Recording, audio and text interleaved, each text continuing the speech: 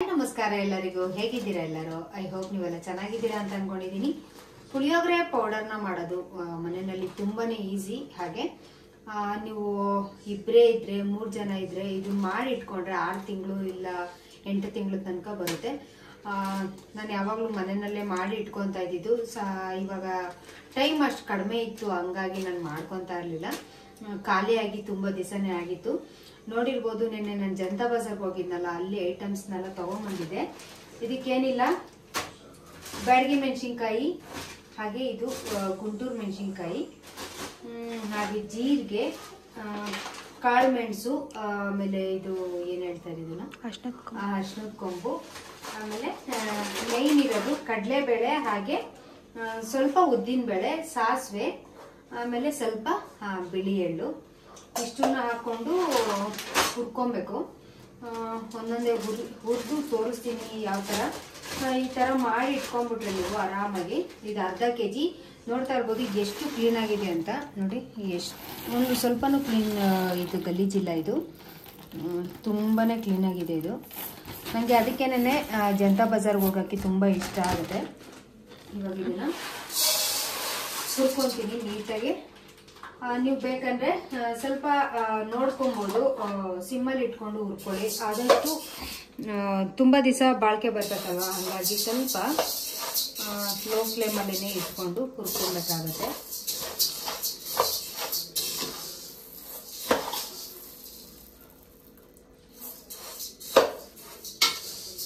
ಏನಪ್ಪ ಅಂತ ಅಂದ್ರೆ, ಅಂಗಡಿನಲ್ಲಿ ಪುಳಿಯೋಗರೆ ಪ್ಯಾಕೆಟು ನಾವು ತಿಂದಿದ್ದೀವಿ. ನಾನು ತಿನ್ನಲ್ಲ, ಬಟ್ ಮನೆಯಲ್ಲಿ ಎಮರ್ಜೆನ್ಸಿ ಅಂತ ಅಂದ್ರೆ ಮಕ್ಕಳು ತಿಂತಾ ಇರ್ತಾರೆ. ಯಾವಾಗಾದ್ರೂ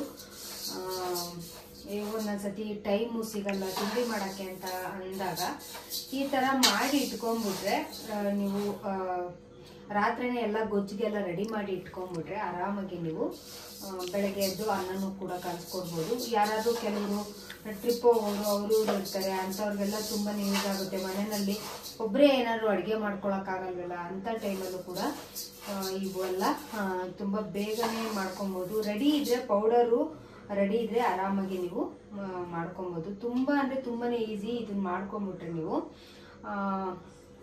ವರ್ಷ ಇದ್ರೆ ಖಂಡಿತವಾಗ್ಲೂ ವರ್ಷ ಬರುತ್ತಿದ್ದು. ಅದೇ ನೀಟಾಗಿ ಒಂದು ಡಬ್ಬದಲ್ಲಿ ಸ್ಟೋರೇಜ್ ಮಾಡಿ ಇಟ್ಕೊಂಡ್ಬಿಟ್ರೆ ನೀಟಾಗಿ ಮಾಡ್ಕೊಬೋದು.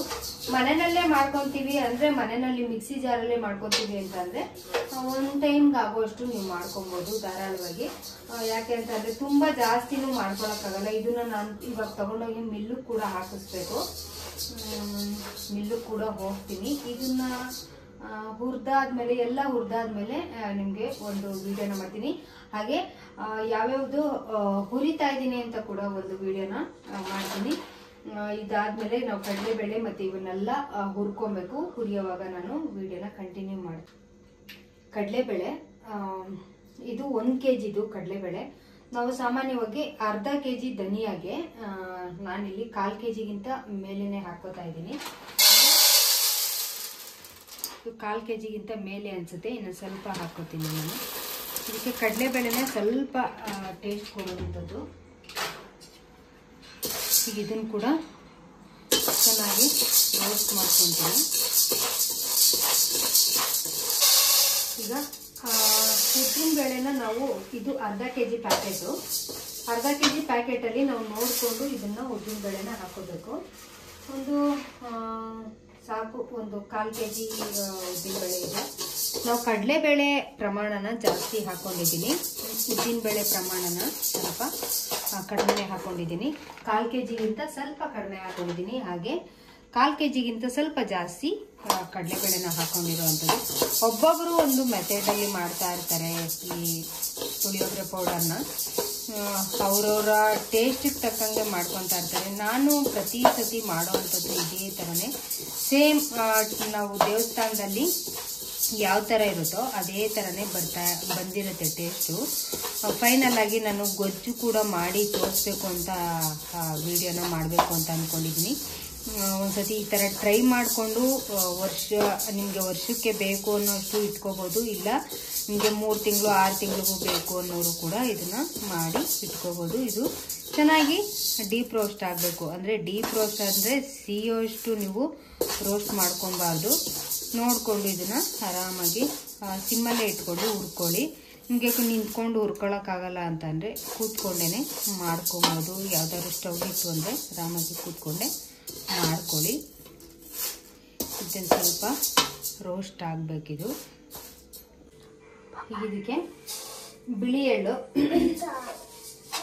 ಎಳ್ಳು ಆಪ್ಷನಲ್ಲು, ನಿಮಗೆ ಹಾಕೊಳ್ಳೋರು ಬಿಳಿ ಎಣ್ಣೆ ಹಾಕ್ಕೊತಾರೆ, ಇಲ್ಲಾಂದರೆ ಕೆಲವರು ಕಪ್ಪು ಎಳ್ಳನ್ನು ಯೂಸ್ ಮಾಡ್ತಾರೆ. ಇದ್ರ ಜೊತೆಗೆ ನಾನು ಕಡಲೆ ಬೀಜನೂ ಕೂಡ ಯೂಸ್ ಮಾಡ್ಕೊತೀನಿ. ಚೆನ್ನಾಗಿರುತ್ತೆ ಟೇಸ್ಟು. ತಿನ್ನೋವಾಗ ಅದು ಒಂಥರ ಟೇಸ್ಟು ಚೆನ್ನಾಗಿರುತ್ತೆ. ಬಿಳಿ ಎಳ್ಳು ಕೆಲವರು ತಿಂತಾರೆ, ಈ ಮಗು ಬಾಣಂತಿ ಅವರು ಇವರು ಇರ್ತಾರಲ್ಲ ಅಂಥವರೆಲ್ಲ ಬಿಳಿ ಎಣ್ಣೆ ಯೂಸ್ ಮಾಡಲ್ಲ. ನೋಡಿಕೊಂಡು ನಿಮಗೆ ಆಪ್ಷನಲ್ ಆಗಿ ಇಟ್ಕೊಳ್ಳಿ. ಟೇಸ್ಟ್ ವೈಸು ಚೆನ್ನಾಗಿರುತ್ತೆ ಅಂತ ಇದನ್ನು ಬಿಳಿ ಎಣ್ಣೆ ಹಾಕ್ಕೋಬೋದು ಅಷ್ಟೇ. ಬೇಕಂದರೆ ಹಾಕ್ಕೊಳ್ಳಿ, ಇದನ್ನು ಇಲ್ಲಾಂದರೆ ಸ್ಕಿಪ್ ಮಾಡ್ಕೊಳ್ಳಿ. ಇದನ್ನು ಕಾಳುಮೆಣಸು ಇದು ಎಷ್ಟಿದೆ, ಇದು ಎಷ್ಟು ಗ್ರಾಮ್ ಇದೆ ಅಂತಂದ್ರೆ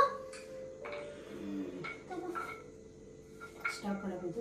ಕಾಳುಮೆಣಸು ಇದು 90 ರೂಪಾಯಿ ಅಂತ ಹಾಕಿದ್ದಾರೆ. ಅಂದರೆ ಇದು 100 ಗ್ರಾಮ್. ಇದನ್ನು ನಾನು ಒಂದು 50 ಗ್ರಾಮ್ಗಿಂತ ಜಾಸ್ತಿ ಹಾಕೊತಾ ಇದ್ದೀನಿ. ಇದನ್ನು ಕೂಡ ಚೆನ್ನಾಗಿ ಹುರ್ಕೊಬೇಕು. ಕೆಲವರೆಲ್ಲ ಹೇಳ್ತಾ ಇದ್ರು ಪುಳಿಯೋಗರೆ ಪೌಡರು ಮಾಡೋದನ್ನ ಮಾಡಿಕೊಡಿ ಅಂತಲೂ ಎಷ್ಟೋ ಜನ ಕೇಳ್ತಾ ಇದ್ರು. ಇದನ್ನ ನೋಡಿ ಯಾರಾದರೂ ಮಾಡ್ಕೊಬೇಕು ಮನೇಲಿ ಅಂತ ಅಂದ್ಕೊಂಡಿರೋರು ಮಾಡ್ಕೊಳ್ಳಿ. ತುಂಬ ಜನ ಪುಳಿಯೋಗರೆ ಪೌಡರ್ ಯಾವ ಥರ ಮಾಡೋದು ಅಂತಲೂ ಕೂಡ ಕೇಳ್ತಾ ಇರ್ತಾರೆ. ತುಂಬ ಅಂದರೆ ತುಂಬಾ ಸಿಂಪಲ್ಲು ಇದು ಮೆಥೆಡ್ಡು. ಮನೆಯಲ್ಲಿ ನೀವು ಕೂಡ ಒಂದು ಅರ್ಧ ಗಂಟೆ ಟೈಮ್ ಕೊಟ್ಟರೆ ಸಾಕು, ಈ ಥರ ಮನೆಯಲ್ಲಿ ನೀವು ಕೂಡ ಮಾಡ್ಕೋಬೋದು. ಇವೆಲ್ಲ ಏನಪ್ಪ ಅಂತಂದರೆ ಡ್ರೈ ರೋಸ್ಟೇ ಮಾಡ್ಕೊಬೇಕು. ಯಾರೂ ಎಣ್ಣೆನ ಹಾಕ್ಕೊಬೇಡಿ, ಹಾಗೇನೇ ಹುರ್ಕೊಬೇಕಾಗುತ್ತೆ. ಇದನ್ನು ನೋಡಿಕೊಂಡು ನೋಡಿಕೊಂಡು ಹುರ್ಕೊಂಡ್ರೆ ಲಾಂಗ್ ಟೈಮ್ ಇರುತ್ತೆ. ಇದು ಜೀರಿಗೆ ಒಂದು 100 ಗ್ರಾಮ್ ಹಾಕ್ಕೊಂಡಿರೋವಂಥದ್ದು. ಇದಕ್ಕೆ ಮೆಣಸು ಸ್ವಲ್ಪ ಕಡಿಮೆನೇ ಹಾಕ್ಕೊಂಡಿದ್ದೆ. ಇದು ಜೀರಿಗೆ ಫ್ಲೇವರ್ ಜಾಸ್ತಿ ಕೊಡೋವಂಥದ್ದು. ಇದು ಜೀರಿಗೆ ಎಲ್ಲದಕ್ಕೂ ಅಷ್ಟೇ ಜೀರಿಗೆನ ಸ್ವಲ್ಪ ಜಾಸ್ತಿನೇ ಹಾಕ್ಕೊಬೇಕು. ಸಾಸಿವೆ ಹಾಕ್ಕೊತಾ ಇದ್ದೀನಿ. ಸಾಸಿವೆನೂ ಅಷ್ಟೇ ಒಳ್ಳೆ ಫ್ಲೇವರ್ ಕೊಡುತ್ತೆ. ನಾನಿಲ್ಲಿ ಒಂದು 50 ಗ್ರಾಮ್ ಅಷ್ಟು ಸಾಸಿವೆನ ಇಲ್ಲಿ ಹಾಕ್ಕೊಂಡಿದ್ದೀನಿ. ಇಷ್ಟಕ್ಕಿದು 50 ಗ್ರಾಮ್ ಇರೋವಂಥದ್ದು. ಇದು ನನಗೆ ತುಂಬ ಕಣ್ಣಳ್ತಾನೆ ಅಂದರೆ ಗೊತ್ತಾಗ್ಬಿಡುತ್ತೆ ಯಾವುದು ಎಷ್ಟು ಅಂತ. ನೋಡಿಕೊಂಡು ಹಂಗೇನೆ ಯಾವುದು ಕೂಡ ಅಂದಾಜು ಮಾಡೋಕ್ಕಲ್ಲ, ನಿಮಗೆ ನಾನು ಮೆನ್ಷನ್ ಮಾಡಿರ್ತೀನಿ, ಬಾಯಲ್ಲಿ ಹೇಳ್ತಾ ಇರ್ತೀನಿ. ಹಂಗೇನೆ ನೀವು ಕೂಡ ಮಾಡ್ಕೊಳ್ಳೋರು ಅರ್ಧ ಕೆಜಿಗೆ ಎಷ್ಟೆಷ್ಟು ಕ್ವಾಂಟಿಟಿ ಬೇಕು ಅಂತ ನೋಡಿಕೊಂಡು ಆರಾಮಾಗಿ ಹಾಕ್ಕೊಳ್ಳಿ. ಕೆಲವರು ಒಣಕೊಬ್ಬರಿ ಹಾಕ್ತಾರೆ, ಒಣಕೊಬ್ಬರಿ ಹಾಕಿದ್ರೆ ಹುರಿದು ಹಾಕ್ತಾರೆ, ಅದೆಲ್ಲ ಲಾಂಗ್ ಟೈಮ್ ಇರಲ್ಲ. ನೋಡಿಕೊಂಡು ಪೌಡರ್ನ ಮಾಡುವಾಗ ಹುಷಾರಾಗಿ ಮಾಡ್ಕೊಳ್ಳಿ. ಸ್ವಲ್ಪ ಅರಿಶಿನದ ಕೊಂಬು ಸ್ವಲ್ಪ ಕುಟ್ಟಿ ಇದನ್ನು ಮಾಡ್ಕೊಳ್ಳಿ. ಇದನ್ನು ಸ್ವಲ್ಪ ಹಾಕ್ಕೊಬೇಕು, ಯಾಕಂದರೆ ಕಲರು ನಮಗೆ ಕಲರ್ ಬೇಕಲ್ವ, ಹಂಗಾಗಿ ಇದನ್ನು ಹಾಕ್ಕೊತೀವಿ. ಮೇಯ್ನ್ ಇರೋ ಅಂಥದ್ದು ಬ್ಯಾಡಿಗೆ ಮೆಣಸಿನ್ಕಾಯಿ, ಹಾಗೆ ಗುಂಟೂರು.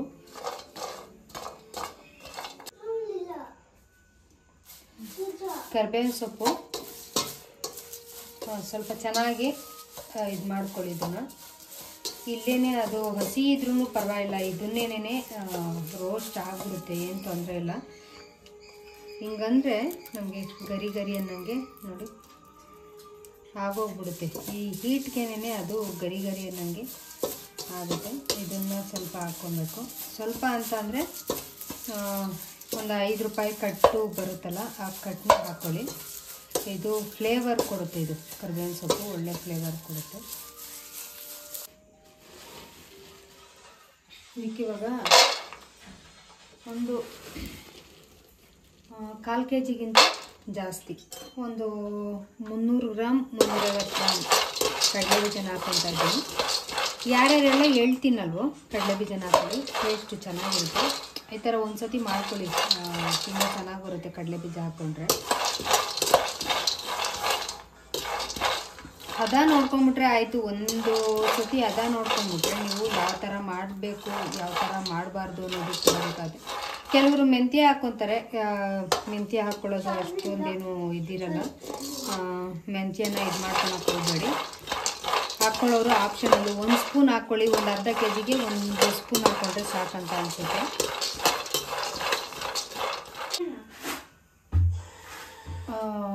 ಬ್ಯಾಡಗೆ ಮೆಣಸಿನ್ಕಾಯಿ ಅರ್ಧ ಕೆಜಿ ತೊಗೊಂಬಂದಿದ್ದು. ಅರ್ಧ ಕೆಜಿಲಿ ಸ್ವಲ್ಪ ಉಳಿಸ್ಕೊಂಡಿದ್ದೀನಿ, ಒಂದಿಷ್ಟು ಉಳಿಸ್ಕೊಂಡಿದ್ದೀನಿ, ಒಂದು 200 ಗ್ರಾಮಷ್ಟು ಉಳಿಸ್ಕೊಂಡಿದ್ದೀನಿ. ಇಷ್ಟು ಹಾಕ್ತೀನಿ. ಸ್ವಲ್ಪ ಎಣ್ಣೆನ ಹಾಕ್ಕೊಳ್ಳಿ, ಇದು ಯಾಕಂದರೆ ಘಾಟ್ ಬರೋ ಚಾನ್ಸಸ್ ಇರುತ್ತೆ. ಅದಕ್ಕೆ ಬ್ಯಾಡಗೆ ಮೆಣಸಿನ್ಕಾಯಿ ಸ್ವಲ್ಪ ನೋಡಿಕೊಂಡು ಹುರ್ಕೊಳ್ಳಿ. ಈ ಥರ ರೋಸ್ಟ್ ಆಗಬೇಕು ನೋಡಿ. ಇದು ಕೆಳಗಡೆ ಇರೋವಂಥದ್ದು ನೋಡಿಕೊಂಡು ಹುರ್ಕೊಬೇಕಾಗುತ್ತೆ. ಹಾಗೆ ಇಲ್ಲಿ ನಿಮಗೆ ಖಾರಕ್ಕೆ ಎಷ್ಟು ಬೇಕೋ ಅಷ್ಟು ಗುಂಟೂರು ಮೆಣಸಿನ್ಕಾಯಿನ ಕೂಡ ಸೇರಿಸ್ಕೊಬೋದು. ಬ್ಯಾಡಗೆ ಮೆಣಸಿನ್ಕಾಯಲ್ಲಿ ನಿಮಗೆ ಗೊತ್ತಿರೋ ಹಾಗೆ ಖಾರ ತುಂಬಾ ಕಡಿಮೆ ಇರುತ್ತೆ, ಹಾಗಾಗಿ ಇದನ್ನು ಹಾಕ್ಕೋಬೇಕು. ನೀವು ಎಣ್ಣೆ ಕೂಡ ಸ್ವಲ್ಪ ನೋಡ್ಕೊಂಡು ಹಾಕೊಳ್ಳಿ. ನಾನು ಸ್ವಲ್ಪ ಜಾಸ್ತಿನೇ ಹಾಕ್ಕೊಂಬಿಟ್ಟಿದ್ದೆ, ಹಾಗಾಗಿ ಅವರು ಮಿಷಿನಲ್ಲಿ ಹೇಳ್ತಾಯಿದ್ರು ಜಾಸ್ತಿ ಎಣ್ಣೆ ಹಾಕ್ಬಿಟ್ಟಿದ್ದೀರ ನೀವು, ಇದು ಮಿಷಿನ್ಗೆ ಇದು ಮಾಡೋಕ್ಕೆ ಮಿಕ್ಸಿ ಅಂದರೆ ರುಬ್ಬೋದಕ್ಕೆ ಆಗಲ್ಲ, ಕಷ್ಟ ಆಗುತ್ತೆ ಅಂತ ಹೇಳ್ತಾಯಿದ್ರು. ಎಣ್ಣೆನ ಸ್ವಲ್ಪ ನೋಡಿಕೊಂಡು ಡ್ರೈ ರೋಸ್ಟ್ ಥರನೇ ಮಾಡ್ಕೊಳ್ಳಿ. ಇದನ್ನು ನಾವು ಪೂರ್ತಿಯಾಗಿ ಮಿಲ್ಗೆ ಹಾಕಿಸ್ಕೊಂಬಂದ್ಮೇಲೆ ಈ ಥರ ಕಾಣ್ತಾ ಇರುತ್ತೆ. ಎಷ್ಟು ಗಮ್ಮಂತ ಸ್ಮೆಲ್ ಇದೆ ಅಂತಂದರೆ ತುಂಬ ಇದು ಮಾಡೋಕ್ಕೆ ಹೋಗ್ಬಾರ್ದು. ಇದನ್ನು ಕ್ಲೋಸ್ ಮಾಡಿ ಎಷ್ಟು ಬೇಕೋ ಅಷ್ಟು ನಾರ್ಮಲಾಗಿ ಬಳಸ್ಕೊಬೋದು. ಹಾಗೆ ಇಲ್ಲಿ ನಾನು ಗೊಜ್ಜು ಕೂಡ ಮಾಡೋದನ್ನ ನಿಮಗೆ ಹೇಳ್ಕೊಡ್ತೀನಿ. ನಾನು ಇಲ್ಲೆಲ್ಲ ಮಿಲ್ಗೆಲ್ಲ ಹಾಕಿಸ್ಕೊಂಬಂದ್ಮೇಲೆ ಅದೇ ಬಾಣಲಿನಲ್ಲಿ ಎಣ್ಣೆನ ಹಾಕ್ಕೊಂಡಿದ್ದೀನಿ. ಎಣ್ಣೆ ಸ್ವಲ್ಪ ಜಾಸ್ತಿನೇ ಹಾಕ್ಕೊಳ್ಳಿ, ಯಾಕೆ ಅಂತಂದರೆ ಎಣ್ಣೆ ಜಾಸ್ತಿ ಇದ್ದರೆ ಗೊಜ್ಜಿಗೆ ಕೂಡ ಚೆನ್ನಾಗಿರುತ್ತೆ, ಅನ್ನಕ್ಕೂ ಕೂಡ ಚೆನ್ನಾಗಿ ಮಿಕ್ಸ್ ಮಾಡ್ಕೋಬೋದು. ಸಾಸಿವೆ ಹಾಕ್ಕೊಂಡಿದ್ದೀನಿ. ಹಾಗೆ ಕೆಲವರು ಕಡಲೆಬೀಜ ಜಾಸ್ತಿ ತಿಂತಾರೆ, ಹಾಗೆ ಕೆಲವರು ತುಂಬ ಕಡಿಮೆನೇ ತಿಂತಾರೆ. ನೋಡಿಕೊಂಡು ಕಡಲೆಬೀಜನ ಹಾಕ್ಕೊಳ್ಳಿ. ಇಲ್ಲಿ ನಾನು ಗೊಜ್ಜು ನಿಮಗೆ ಮಾಡಿ ತೋರಿಸ್ಬೇಕು ಅಂತಲೇ ಇಲ್ಲಿ ಮಾಡ್ತಾ ಇರೋವಂಥದ್ದು. ಹಾಗೆ ಇಲ್ಲಿ ಉದ್ದಿನಬೇಳೆ, ಕಡಲೆಬೇಳೆ ಹಾಗೆ ಗೋಡಂಬಿನ ಕೂಡ ಸೇರಿಸ್ಕೊಬೇಕಾಗತ್ತೆ. ಚೆನ್ನಾಗಿ ಎಲ್ಲನೂ ಮಿಕ್ಸ್ ಮಾಡ್ಕೊಬೇಕು. ಇದು ಪ್ಯೂರ್ ಕಡಲೆಕಾಯಿ ಎಣ್ಣೆ, ಹಾಗೆ ಇದಕ್ಕೆ ಕೊಬ್ಬರಿ ಎಣ್ಣೆ ಕೂಡ ಮಿಕ್ಸ್ ಆಗಿರೋದ್ರಿಂದ ಇದು ಸ್ವಲ್ಪ ನೊರೆ ಥರ ಬರ್ತಾ ಇರುತ್ತೆ. ಪ್ಯೂರ್ ಆಗಿರೋದ್ರಿಂದ ಅದರಲ್ಲಿ ನಮಗೆ ಈ ಥರ ಬರ್ತಾ ಇರುತ್ತೆ. ಇದೆಲ್ಲ ಆದಮೇಲೆ ಚೆನ್ನಾಗಿ ರೋಸ್ಟ್ ಆದಮೇಲೆ ಇಲ್ಲಿ ಬ್ಯಾಡಗೆ ಮೆಣಸಿನ್ಕಾಯಿ ಕೂಡ ಹಾಕ್ಕೊತಾ ಇದ್ದೀನಿ. ಆಮೇಲೆ ಇದಕ್ಕೆ ಗೋಡಂಬಿ ಕೂಡ ಹಾಕ್ಕೊತಾ ಇರೋವಂಥದ್ದು. ಕೆಲವರು ಹಿಂಗೆ ಹಾಕ್ಕೊತಾರೆ, ನಾನಿಲ್ಲಿ ಹಿಂಗನ್ನ ಸೇರಿಸ್ಕೊಂಡಿಲ್ಲ. ಹಾಗೆ ಕರಿಬೇವನ್ನ ಕೂಡ ಹಾಕ್ಕೊಂಡು ಹುಣಸೆ ರಸನ ನಾವು ಸೇರಿಸ್ಕೊಬೇಕು. ಇದರಲ್ಲಿ ಮೇಯ್ನು ಬೇಕಾಗಿರುವಂಥದ್ದೇ ನಮಗೆ ಹುಣಸೆ ಹುಳಿ ಬೇಕಂದರೆ ನೀವು ಎಷ್ಟು ಬೇಕಾದ್ರೂ ಹಾಕ್ಕೋಬೋದು. ನಾನಿಲ್ಲಿ ಒಂದು 2ರಿಂದ 3 ಟೈಮ್ಗೆ ಅಂತ ಅಂದರೆ ಒಂದು 10 ಜನಕ್ಕೆ ಆಗೋವಷ್ಟು ನಾನಿಲ್ಲಿ ಗುಜ್ಜನ ಮಾಡ್ಕೊತಾ ಇರೋವಂಥದ್ದು. ನೋಡಿಕೊಂಡು ನೀವು ಕೂಡ ಹಾಕ್ಕೋಬೋದು. ನಾನು ಒಂದು ಬೆಲ್ಲ ಇರುತ್ತಲ್ವ, ಒಂದು ಅಚ್ಚು ಬೆಲ್ಲ ಇರುತ್ತಲ್ಲ, ಅಷ್ಟನ್ನ ಒಂದು ಹುಣಸೆ ಹಣ್ಣು ಹಾಕ್ಕೊಂಡಿರೋವಂಥದ್ದು. ಹಾಗೆ ಇಲ್ಲಿ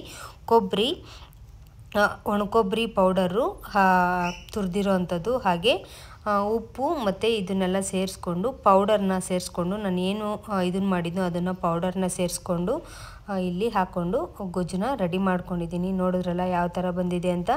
ನೀವು ಇದನ್ನು ಕೆಲವರು ಒಂದೊಂದು ಥರ ಮಾಡ್ಕೊತಾರೆ. ಗೊಜ್ಜನ್ನ ರೆಡಿ ಮಾಡಿ ಇಟ್ಕೊಂಡು ಹುಣಸೆ ಹುಳಿ ಅದನ್ನೆಲ್ಲ ಹಾಕ್ಕೊಂಡು ಆಮೇಲೆ ಒಗ್ಗರಣೆನೂ ಕೂಡ ಕೊಟ್ಕೊತಾರೆ. ನಾನಿಲ್ಲಿ ತಕ್ಷಣಕ್ಕೆ ಬೇಕು ಅಂತ ಈ ಥರ ರೆಡಿ ಮಾಡ್ಕೊಂಡಿರೋದು. ಅದನ್ನು ಕೂಡ ಬೇಕು ಅಂದರೆ ಒಂದು ದಿವಸ ನಾನು ಅದನ್ನು ಕೂಡ ಒಂದು ದಿವಸ ಮಾಡಿ ತೋರಿಸ್ತೀನಿ. ಕಡಲೆಬೀಜ ಆವಾಗ ತಾನೇ ಮಾಡಿಕೊಂಡು ಅದ್ರ ಮೇಲೆ ಕಡಲೆಬೀಜ ಮತ್ತು ಒಗ್ಗರಣೆನ ಸೇರಿಸ್ಕೊತಾರೆ. ಇಲ್ಲಿ ಅನ್ನನ ತಣ್ಣಗಾಗೋಕ್ಕೆ ಬಿಟ್ಟಿದ್ದೆ.